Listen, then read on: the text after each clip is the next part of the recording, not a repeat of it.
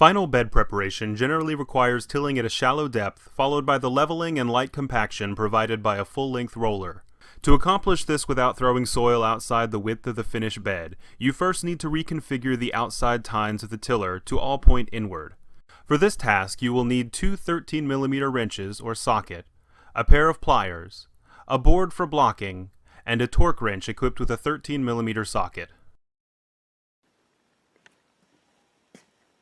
Step 1 is to remove the rear trailing board from the tiller. Using pliers, straighten and remove the two cotter pins. Remove the two washers.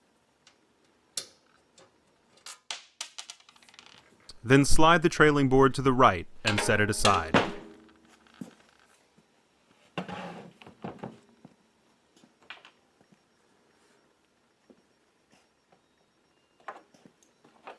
Next, using two 13mm wrenches, remove the 8mm bolt that secures the hood strap to the rear bracket.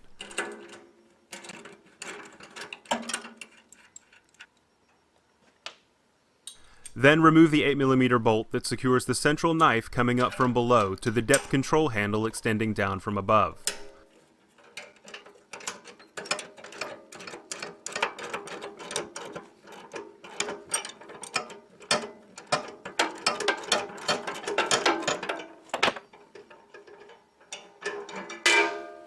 Now pivot the hood upward and forward. Slide a board under the innermost set of tines in order to elevate your tiller box and maintain a stationary tine position. Also, make sure that one of the new tine holders provided in your kit is within easy reach. Then, using two 13mm wrenches, unbolt the four tines on the outside tine holder flange and set them aside.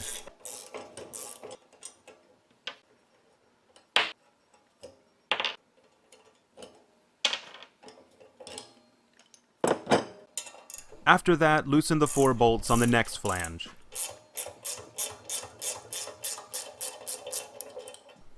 Remove the nut, and washer if present, from one of the loosened bolts. Remove the bolt and reverse it, passing it through both the tine holder flange and the two tines from the opposite direction. Replace the nut to hold it in place. One at a time, do the same for the next three bolts.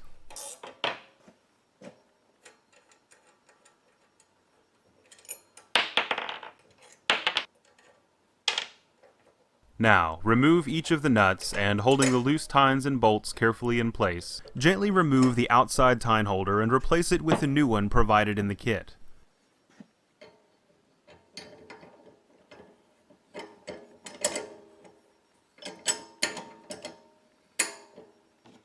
Secure it in place with the four nuts, plus washers if present.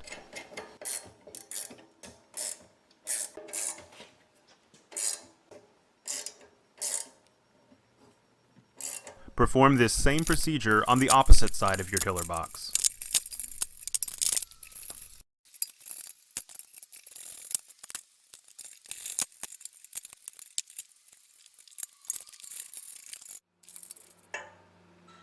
You now have 8 removed tines. Holding each tine in front of you with the cutting edge facing forward, separate your 8 tines into 2 piles, one consisting of the 4 tines that bend to the right and the other with the 4 tines that bend to the left. Place the tines bending to the right on the left side of the tiller, and the left bending tines on the right side. You will need to add 8 of the 8x30mm bolts and flange nuts from the kit to the hardware that remains from your original tine removal. Each empty flange will hold 2 tines, both turned inward toward the central gearbox. Starting with the inner flange, place a tine on the outboard side of the flange, making sure that it is positioned 90 degrees from the outward-facing tine on the adjoining tine assembly. Attach it by passing 2 bolts through the tine and flange, securing each with a washer if present and nut.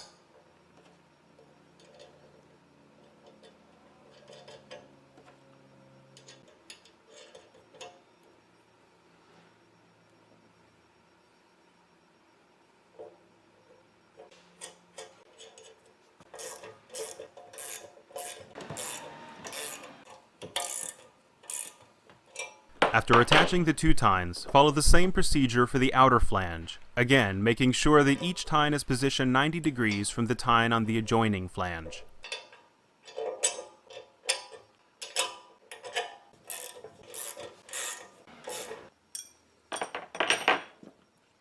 Follow this same procedure on the opposite side of the tiller.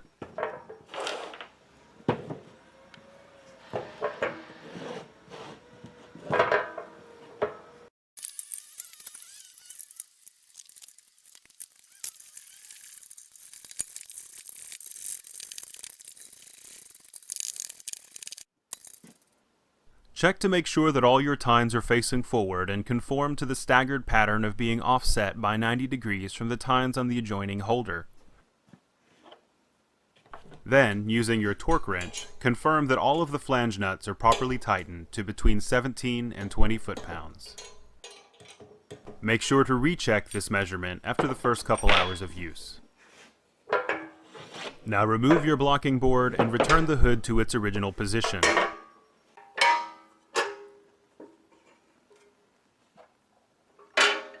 Insert the bolt that holds the hood strap to the rear bracket and secure with the self-locking nut.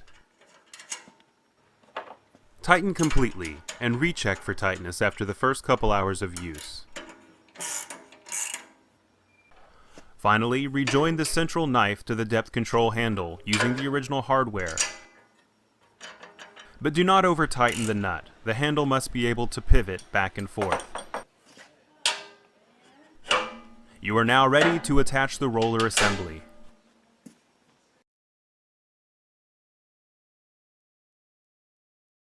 For this step, you will need two 13mm wrenches or socket, a pair of needle nose pliers, and lubricant. The parts needed are 4 8x25mm bolts and flange nuts. Also included are 2 washers, cotter pins, and rubber bushings, like those previously removed from the rear flap of the tiller. Start by applying lubricant to the tiller hood prongs and the 2 rubber bushings. Then insert the 2 rubber bushings into the slots on the guard and slide the guard over the prongs like so.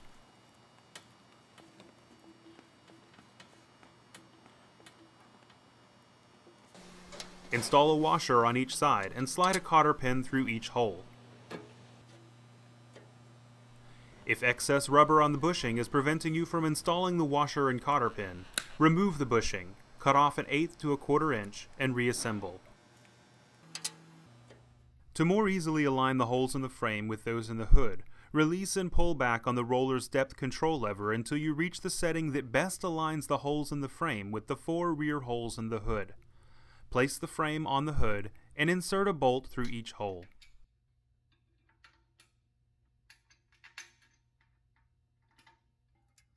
Reaching under the hood, thread a flange nut onto each bolt. Once all 4 nuts have been started, tighten each completely.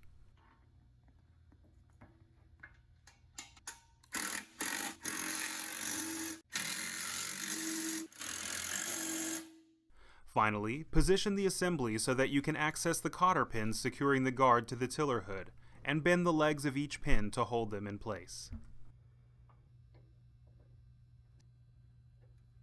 If you found this video helpful, don't forget to hit the like button below and subscribe to our channel for more. Also, please know that we welcome your feedback and questions. To contact us about the content of this video, please call 1-800-543-1040 or email info@bcsamerica.com. Thank you.